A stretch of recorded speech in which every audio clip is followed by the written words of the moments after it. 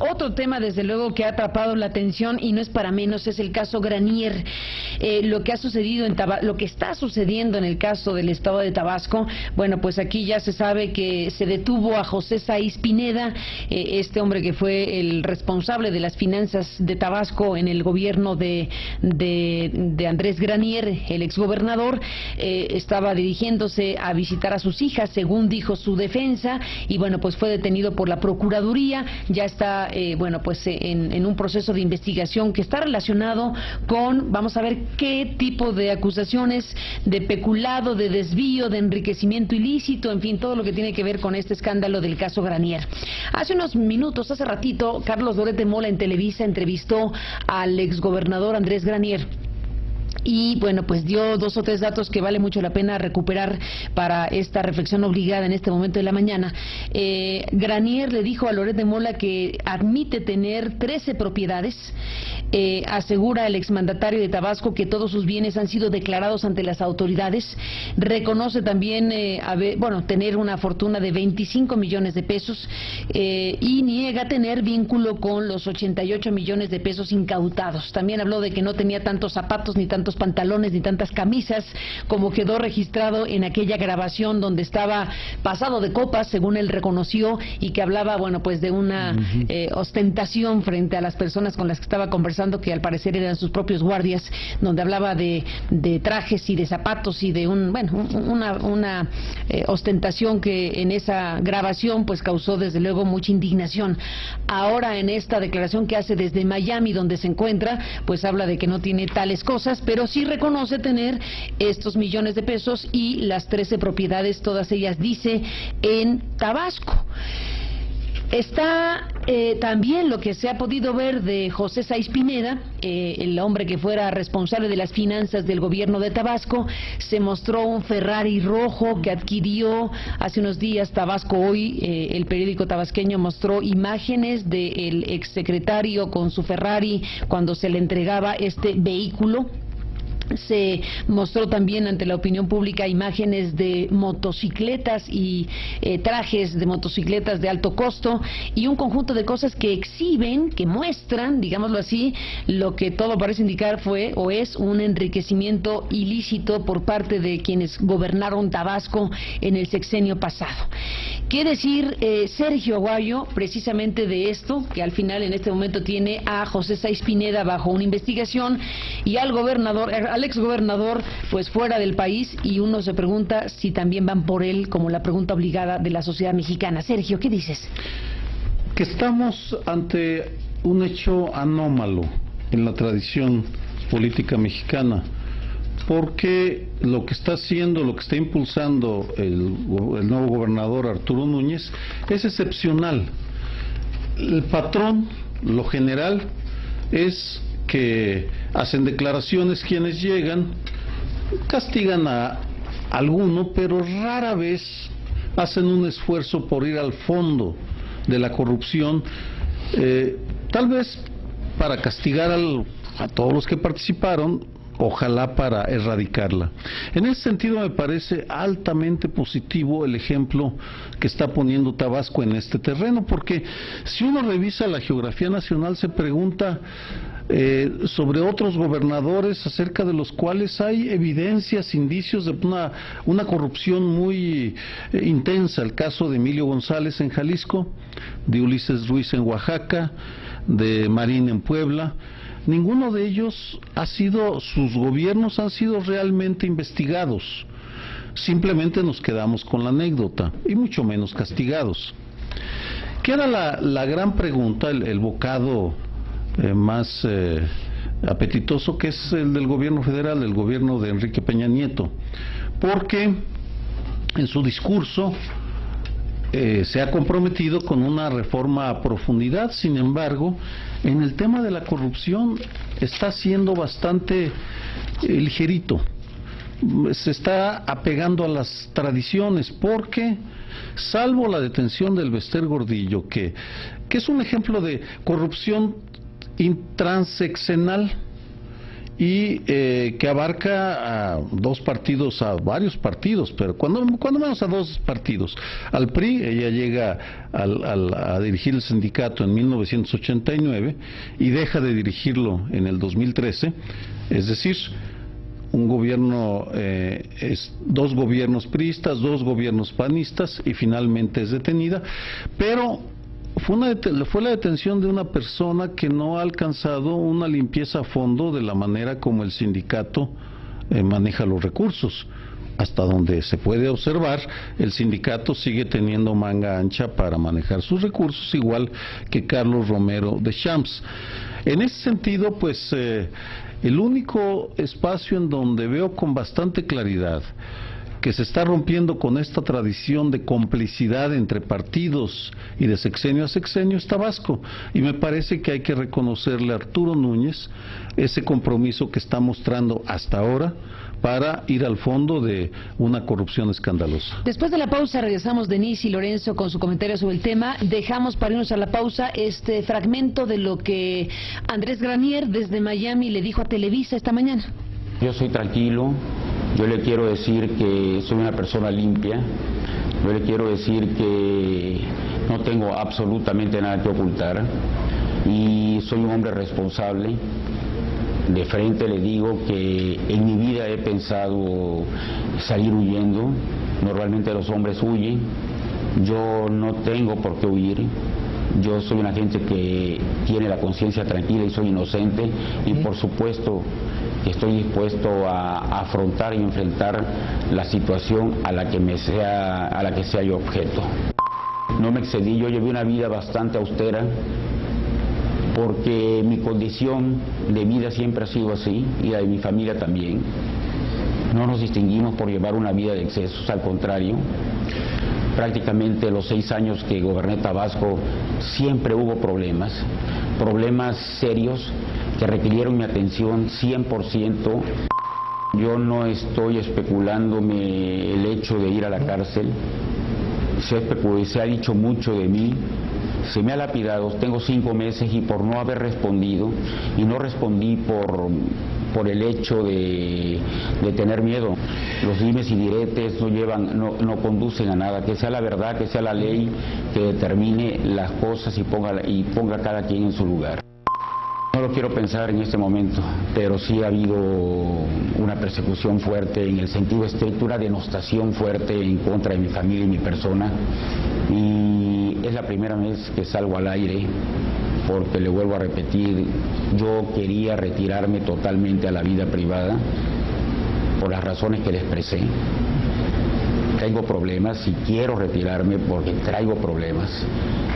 Y era la única función, pero lógicamente tendré que hacer las aclaraciones pertinentes a quien corresponda, y lo voy a hacer. Es mi partido, yo he dado mucho por mi partido, y por supuesto que me duele muchísimo. Acato la decisión que tome, pero quiero que me den la oportunidad de demostrar que soy inocente para que luego se tome una decisión. Tengo todo lo que se requiere para haber podido tener una actividad como gobernador. Debo tener 30 y tantas, 40 camisas y 10 pares de zapatos. Bueno, son las 9:22 en el tiempo del centro de la República Mexicana. Escuchamos hace un momento lo que Andrés Granier por primera vez dice en la televisión hace unos minutos, en la entrevista que le dio en un control remoto de Miami a México a Televisa. Y bueno, pues ahí está en su defensa el señor Andrés Granier, y está el proceso, digamos, abierto en contra de José Sáiz Pineda, su secretario de Finanzas, y la exposición o exhibición pública de todo lo que acabamos de escuchar. Denise, ¿qué dices del tema? Tabasco. Bueno, creo que era Marx el que dijo que la historia se repite primero como tragedia y después como farsa. ¿Cuántas veces no hemos visto ya esta historia en diferentes encarnaciones y con personajes distintos? Arturo Montiel y sus casas en Europa, Carlos Romero de Champs con sus relojes Rolex y sus yates, la hija de Carlos Romero de Champs y sus viajes por Europa con sus perros, el Niño Verde y sus departamentos en Cancún, Raúl Salinas de Gortari y sus cuentas multimillonarias en Suiza, Humberto Moreira, actualmente becado en Barcelona. ¿Qué demuestra esto, Carmen? Un problema muy grave, una visión patrimonialista del gobierno. Al poder se llega para conseguir contratos, comprar casas, desviar fondos, comprar zapatos, vender concesiones de bienes públicos con la más absoluta impunidad, sexenio tras sexenio. Lo he dicho antes, en México prevalece la visión de que el gobierno es un lugar al que se arriba para la repartición del botín.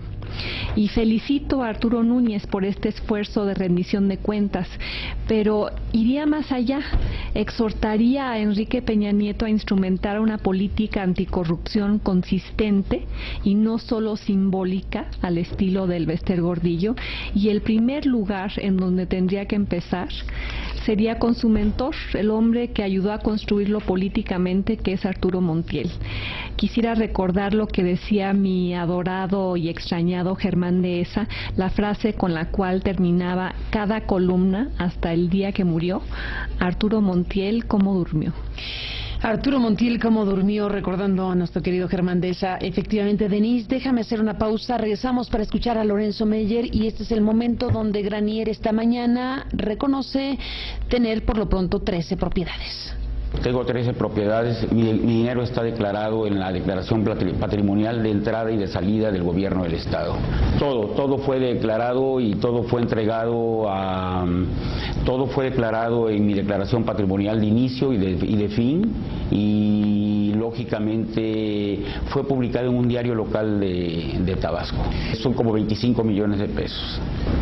Mis propiedades están preferentemente en Mis propiedades son, bueno, donde estuvo mi laboratorio, le puedo decir, es de las más importantes, está en el centro de la ciudad de Villahermosa, donde estuvo mi laboratorio. El laboratorio lo cerré en el mes de diciembre porque mi hermana, que trabajaba conmigo como química, falleció, y le digo, me retiré totalmente a la vida, ya de la vida pública, de la vida privada, y cerré el laboratorio. Está en la calle Juárez. Tengo otra propiedad donde vivía en la avenida Mario Brown Peralta de la ciudad de Villahermosa. Tengo unos terrenos en copropiedad con mis hermanos que son herencias de mi padre, y mayoritariamente están en Villahermosa. Está una casa en la Ciudad de México y tengo en Cancún departamentos. Bueno, pues entramos en la parte final, Lorenzo Meyer, haciéndonos preguntas de en qué quedó el tema del combate a la corrupción en México, una vez que tenemos esta actuación de la Procuraduría General de la República y de la autoridad local en Tabasco en contra precisamente del ex secretario de Finanzas del Estado de Tabasco, José Sáiz Pineda, y estas últimas declaraciones públicas, o las más recientes, que son las de esta mañana, de Andrés Granier a Televisa hace unos instantes. ¿Qué decir, Lorenzo? ¿A dónde nos lleva el caso Tabasco? ¿A dónde nos lleva este conjunto de informaciones que nos vuelven a mostrar las ostentaciones, los excesos, los Ferraris rojos, para hablar de lo emblemático de estos días? Lorenzo, ¿qué decir? Bueno, pues en la vena con la que iniciamos esto de las reflexiones religiosas, yo aquí iniciaría con Santo Tomás: hasta no ver, no creer. Que lo hayan al secretario de Finanzas aprendido en su intento por irse a Estados Unidos es apenas el principio. Y además, qué curioso, es un pie de página, Carmen. Todos van a Estados Unidos. Este secretario de Finanzas de Tabasco se iba ya, pero... iba a ver a sus hijas, Lorenzo. El exgobernador... Es que iba a ver a sus hijas, dijeron. Sí. La maestra Elba Ester, pues tenía su casa allá en San Diego. El expresidente Cedillo está en Estados Unidos, el expresidente Calderón está en Estados Unidos. Hay que ver a la clase política cómo le gusta estar fuera de su país. Pero bueno... en esto de la corrupción, pues, Carmen, yo creo que sería bueno aquí referirnos a algunas encuestas. Esta famosa encuesta nacional sobre cultura política y prácticas ciudadanas que publica la Secretaría de Gobernación. Si alguien se mete al internet y la busca, la del 2012, encontrará que a una pregunta que es muy clara, dice, en una escala de 0 al 5, y donde el 0 significa que no existe corrupción y el 5 que existe total corrupción, dígame usted qué tanta corrupción cree que hay en el país, y la respuesta es 4.54. O sea que una muestra representativa de la ciudadanía cree que México está, pero a un pelito de la corrupción total. Esa es la visión que tiene la ciudadanía de su país. Entonces, esto de la detención de un secretario de Finanzas es solamente parte de un problema mucho mayor. Y en esa misma encuesta, cuando se les pregunta, en su opinión, acabar con la corrupción en nuestro país es muy posible, poco posible o nada posible, resulta que entre esos que dicen nada y el poco posible es el 56%. El 56% de los ciudadanos ya no creen ni en materia de corrupción en nadie. Y cuando se les pregunta qué tanto cree usted que los gobernantes, así como Granier, cumplen con la ley, el 91% dice que poco o nada. Bueno, esas son cifras de encuestas de gobernación mientras Felipe Calderón era presidente. O sea, no es algo que los descontentos hayamos hecho o inventado. La opinión en la medida en que se puede del... Algo pasó, a ver si... No se colgó en la llamada de Lorenzo, se introdujo una llamada cortada, pero Lorenzo, estás de regreso, 10 segundos, ya estás acá. Nunca te fuiste. Entonces, ahí está mi opinión, usando la opinión de mis conciudadanos en torno a lo que es un problema no en Tabasco, es un problema de lo más profundo, es un problema que es quizá la distancia mayor que hay entre gobernantes y gobernados. La corrupción ha hecho que la clase política mexicana no sea vista por el grueso de los mexicanos como representando sus intereses, sino representando los propios intereses de esa clase. Primero son sus intereses y luego, si le queda algo de tiempo, como diría la canción, en el tiempo que te quede libre, dedícalo a hacer algo por el país. Pero nuestra opinión como comunidad mexicana hacia los gobernantes es casi lo peor que se puede pensar en materia de corrupción. No cumplen con la ley y tienen al país al borde de la corrupción total. Y no puedo menos que recordar aquí la figura de otro líder político, que es la antítesis, que es el presidente de Uruguay, el presidente Mujica, que con su vida cotidiana no tiene 13 propiedades como Granier dice que tiene. Ya dijo que no tiene, Granier dijo que no tiene los 1000 camisas ni los 300 o 400 zapatos, etcétera. Pero como dicen los niños y los borrachos, generalmente dicen la verdad. Cuando lo dijo Granier estaba borracho.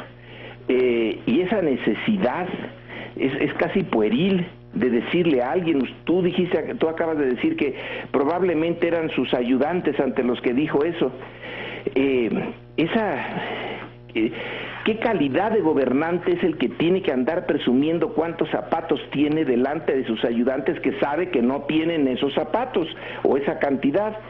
En contraste, el presidente de Uruguay presume de vivir en una casa de 40 y tantos metros cuadrados, toda la casa, de no tener un solo sirviente, de hacer él su comida, de donar la mayor parte de su salario, Bueno, hay de gobernantes a gobernantes, y yo creo que en el caso mexicano, Granier no es más que un ejemplo, uno de los tantos ejemplos de ese tipo de personajes que viven no para la política, sino de la política, para usar algo que Max Weber, el sociólogo alemán, enfatizó mucho: dos tipos de políticos: los que viven para la política y que no necesariamente son por eso particularmente positivos, pero sobre todo los que viven de la política. Están allí para sacar algo, para su interés personal, no porque tengan pasión por lo bueno que la política puede hacer, sino por lo que ellos pueden sacar. Creo que el grueso de los gobernantes mexicanos nos han demostrado hasta la saciedad que viven de la política y no para la política. ¿Qué decir de Granier? Bueno, pues no es más que, o de su secretario de Finanzas, no es más que un ejemplo. Y Sergio y Denise dicen, bueno, qué bueno que eso pasa. Y sí, realmente que uno al millar o uno al 100,000 caigan, y todavía no sabemos si va a ser condenado, porque los tribunales mexicanos tienen la posibilidad de echarse para atrás, y lo hacen con mucha frecuencia. Entonces no cantemos victoria en este caso, que es apenas una insignificancia en el mar de corrupción en el que México vive desde hace mucho tiempo.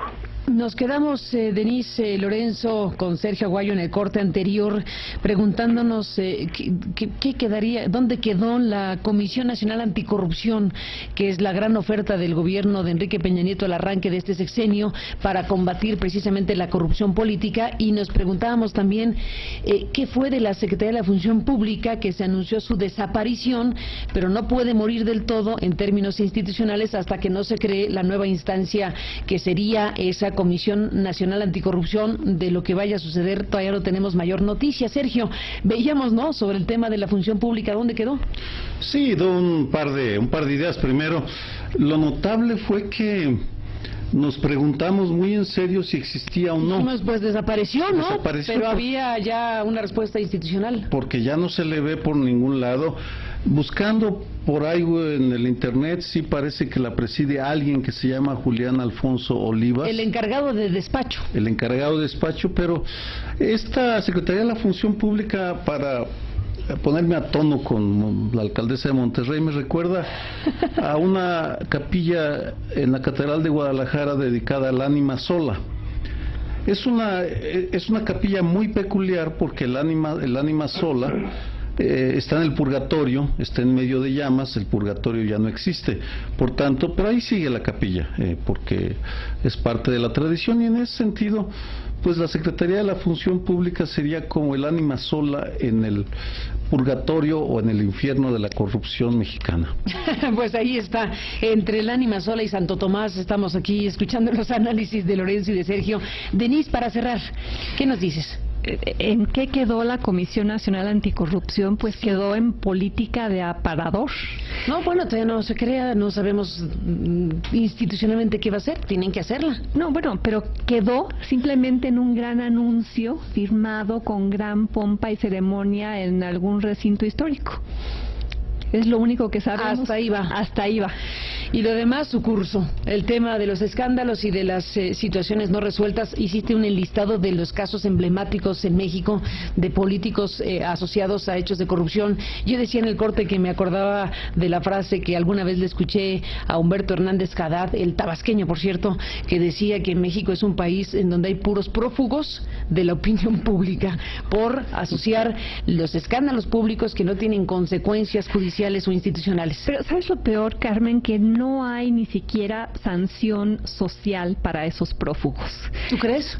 Lo creo desde el momento en el que voy a distintos eventos sociales y veo, bueno, pululando por ahí a Raúl Salinas de Gortari en cenas, en inauguraciones de eventos, fiestas en las que se saluda calurosamente al Niño Verde, donde se le estrecha la mano a Carlos Romero de Champs, donde se abraza a Arturo Montiel.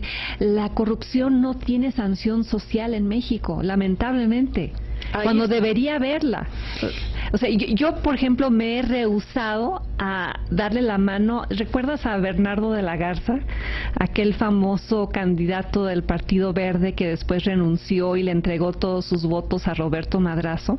Pues en alguna ocasión nos vimos en el bosque de Chapultepec porque soy consejera de la Comisión del Bosque. Y me salí del recinto en un acto de protesta social porque yo sí me acuerdo de la historia de Bernardo de la Garza y ojalá más mexicanos ejercieran esa sanción social. Por lo pronto, ahí está Sergio, Lorenzo, Denise, gracias a los tres por estar aquí y comentar los temas del interés nacional. Gracias a los tres. Buenos días, Carmen. Buenos días a los tres y después de la pausa regresamos en la parte final. Tenemos más asuntos, lo invito a que nos acompañe.